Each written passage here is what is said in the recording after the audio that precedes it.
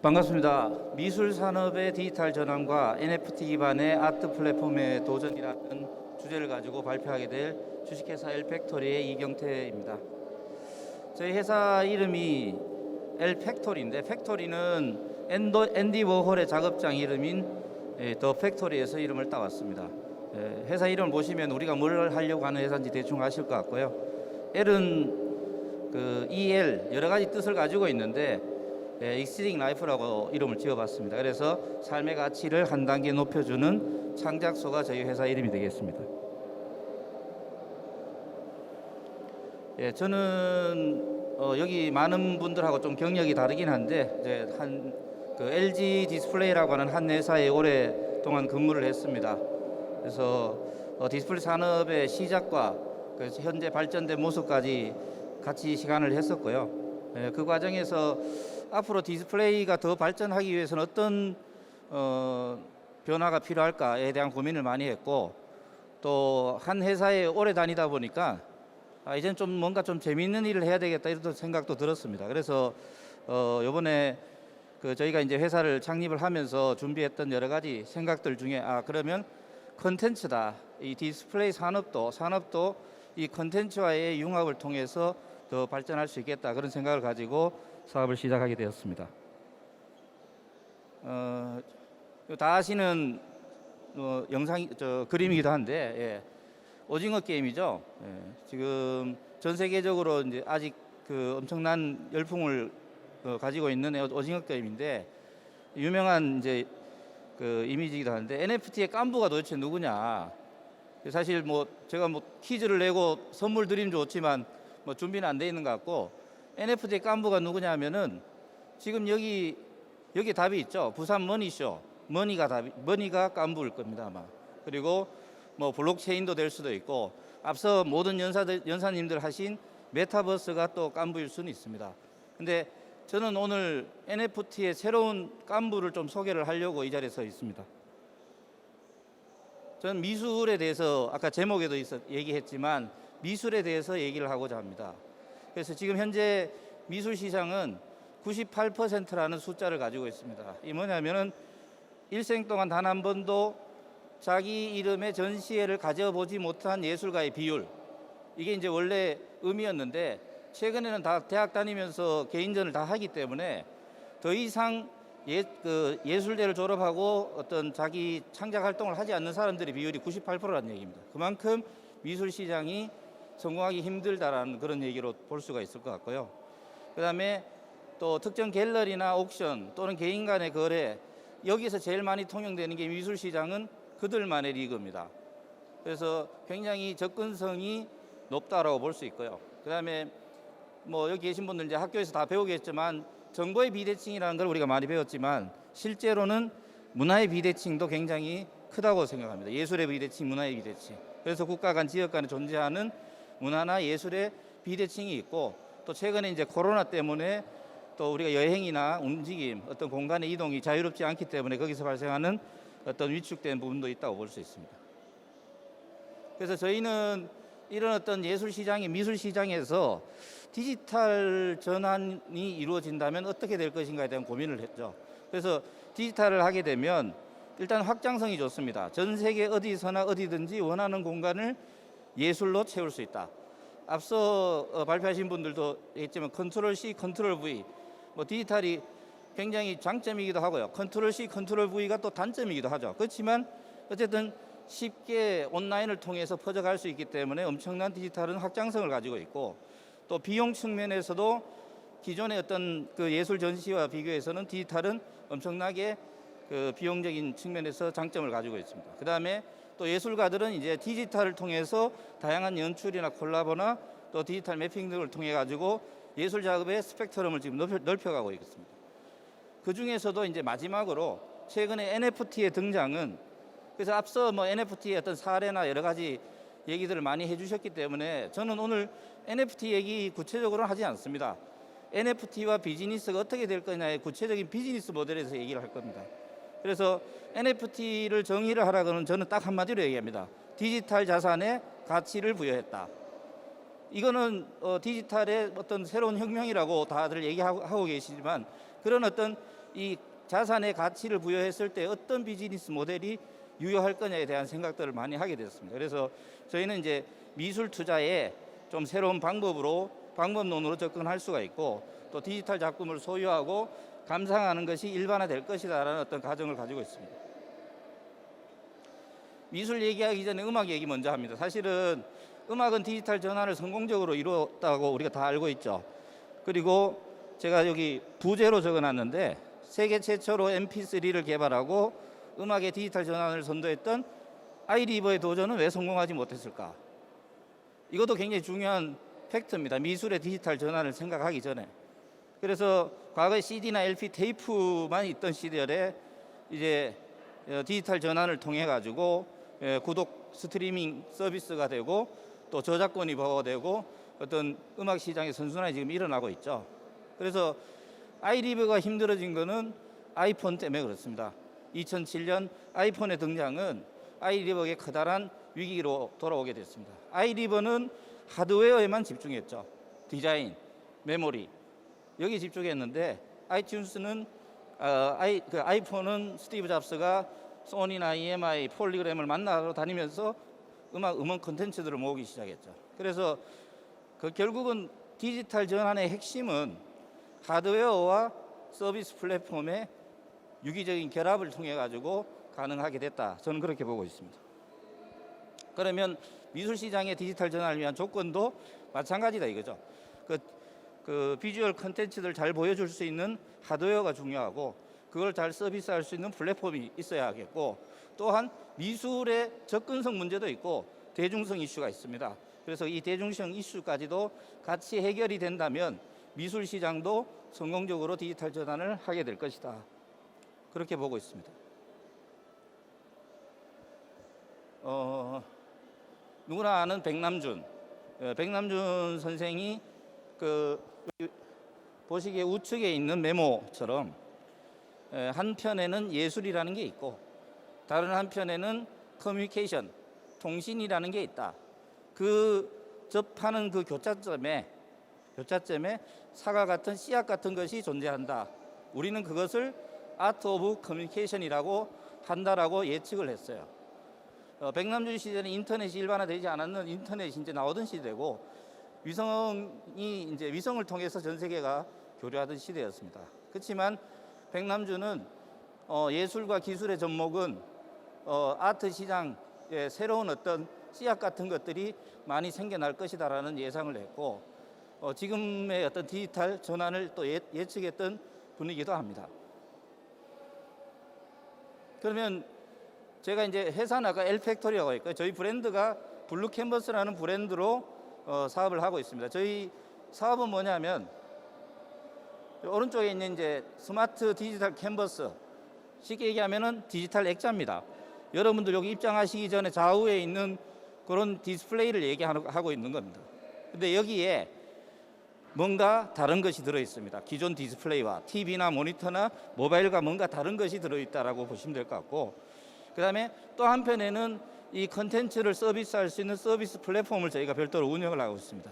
그래서 오픈 플랫폼으로 유지하기 때문에 거기에 수많은 컨텐츠들을 서비스할 수 있는 준비가 되어 있습니다. 요것을 와이파이 클라우드 무선으로 연결을 해 놓은 겁니다. 그러면 앞서 백남준이 얘기했던 아트 오브 커뮤니케이션, 그게 저희 블루 캔버스 사업의 핵심적인 어떤 가치라고 볼 수 있는 겁니다. 그래서 저희 블루 캔버스를 통해서 누구나 손쉽게 전 세계 어디서나 원하는 콘텐츠를 공유하고 실감나게 감상이 가능하다. 저게 저희 사업의 핵심이라고 볼 수 있습니다. 제 목소리보다 저 밖에 떠드시는 분 목소리가 더 커가지고 잘 들리시는지 잘 모르겠습니다. 저기 블루 캔버스 저희 디바이스에 대한 특징을 잠깐 설명을 드리면, 한마디로 얘기하면 기술의 감성을 담았다. 전 세계 어떤 그 디지털 디바이스 중에 감성을 담은 디바이스는 없습니다. 근데 저희는 기술의 감성을 담았다가 저희 슬로건이기도 합니다. 마치 액자처럼 만들었고요. 실제 콘텐츠의 실감이 느껴지도록 또 제작이 되어 있고, 마치 디지털 같은 느낌이 들지 않도록 질감 그대로 표현할 수 있도록 또 기술 적인 어떤 구현이 되어 있습니다. 그리고 가장 쉬운 누구나 쉽게 사용할 수 있도록 설계가 되어 있다는 거죠. 플랫폼은 또 다양한 컨텐츠를 저희가 가지고 있고 또 모바일 앱이나 웹을 통해 가지고 지금 다 모바일 시대니까 모바일로 지금 사용할 수 있게 되었고 그다음에 플랫폼도 오픈되어 있어서 누구나 쉽게 들어와 가지고 컨텐츠를 올리고 사고 팔고 서비스를 받을 수 있습니다. 그리고 핵심이 뭐냐면 지금 현재 있는 디지털 디바이스는 보안에 대한 이슈가 있습니다. 누구나 쉽게 카피를 할 수 있기 때문에 문제가 되는데 저희는 이런 컨텐츠들을 암호화 처리해서 서비스하기 때문에 내가 서비스하고 있는 디지털 파일이 누군가에 의해서 도용되거나 카피되는 것에 대한 부분들을 방지할 수가 있습니다. 그 관련된 저희 이제 특허도 가지고 있고 최근에는 계속 AI나 그 블록체인 관련된 특허들을 지금 계속 올리고 있는 상황입니다. 참고로 지금 아까 말씀드린 이런 똑같은 비즈니스 모델의 어떤 비즈니스를 누군가가 하게 되면 저희 특허에 위배된다는 것을 말씀드리겠습니다. 그리고 이제 두 번째 주제 이제 미술의 디지털 전환과 NFT의 상관관계에 대해서 잠깐 말씀을 드리겠습니다. 이 NFT의 등장은 아까도 얘기했지만 디지털 자산에 대한 가치가 부여된 거고 그 디지털 자산의 가치가 부여되다 보니까 그 미술 시장의 디지털 전환이 가속화되었습니다. 그 미술 시장의 디지털 전환이 가속화되면서 디지털 아트 시장이 커지고 있다라는 게 현재의 상관관계가 되겠습니다. 물론 그 디지털 전환의 해결 과제 아까도 얘기했지만 좋은 하드웨어와 플랫폼과 대중성 이슈가 있고 그다음에 NFT의 지금 해결 과제들은 작품성, 고객 가치, 저작권, 신뢰성 저는 이렇게 적었는데 아까 앞에서 많은 설명들을 하셨습니다. 근데 지금 현재 이제 거래되고 있는 NFT 작품들을 보면 실제 원작자가 제작한 게 아니고 디지털 작업이 가능한 오퍼레이터에 의해서 만들어진 작품들이 너무 많습니다. 그래서 거래되고 있는 NFT 작품에 대한 작품성에 대한 이슈가 계속 지금 논란이 되고 있는 부분이고 그다음에 고객 가치라는 거는 어쨌든 구매를 하게 되면 물론 메타버스에서도 활용이 되고 온라인에서 자랑도 할 수는 있겠지만 예술 작품은 실제가 중요하다라는 거죠. 그래서 실제로 보여주고 내가 소유하고 있는 것들 우리가 만약에 그림을 하나 사더라도 소유권이 온 것뿐만이 아니라 그거를 전시하고 보여줄 수 있는 재산권도 같이 있는 거죠. 근데 NFT 작품은 이 재산권 행사에 대한 이슈가 여전히 있습니다. 그래서 이 부분도 좀 해결돼야 될 문제다라고 보고 있습니다. 그래서 이제 아까 전에 제가 말씀드린 것처럼 NFT의 그 깐부는 누구냐라고 말씀드렸고 지금 새로운 깐부를 소개한다고 했는데 새로운 깐부는 방금 소개를 했습니다. 저희 블루 캔버스라고 생각을 하고 있어요. 그래서 최근에 저희 슬로건이 바뀌었습니다. NFT의 가치를 담다 블루 캔버스. NFT를 블루 캔버스에 담았을 때 더욱더 그 가치가 높아질 거다라는 게 저희 슬로건이기도 합니다. 그러면 NFT의 콘텐츠를 담아서 감상할 수 있죠. 감상할 수 있다라는 거는 고객의 가치를 높이는 거죠. 그다음에 블루 캔버스에 담으면 그 자체가 원본 작품임을 증명할 수 있어요. 그래서 거기는 또 신뢰성 이슈가 해결이 되겠습니다. 그다음에 또 NFT를 구매한 사람들의 콘텐츠를 가지고 저희가 저작권 수익을 창출하는 비즈니스 모델을 전개를 하고 있습니다. 이제 사례 연구하고 마치겠습니다.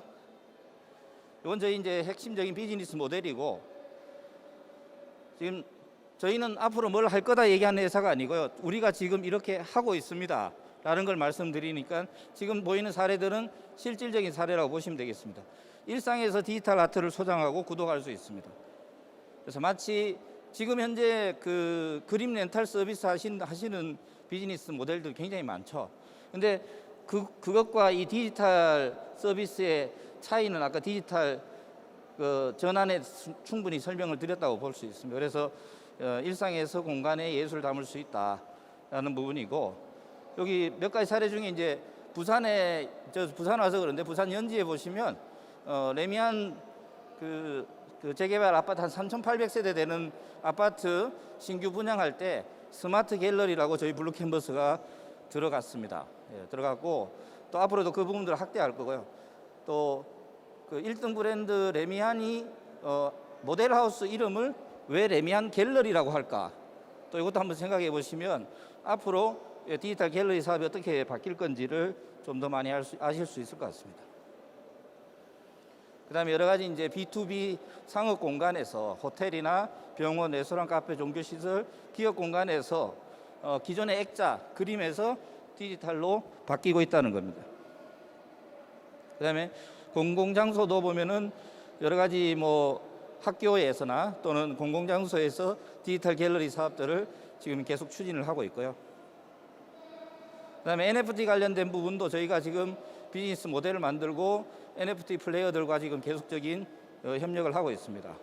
그래서 이쪽 부스뿐만이 아니고 저 건너편 NFT 쪽에도 지금 아까 블로코하고도 저희가 협력을 해서 실질적인 NFT 작품들을 담아가지고 저희가 전시하고 보여주는 그런 작업들을 하고 있고, 앞으로도 이런 부분들 작가들과 콜라보해서 지속적인 어떤 확대를 해나갈 예정입니다.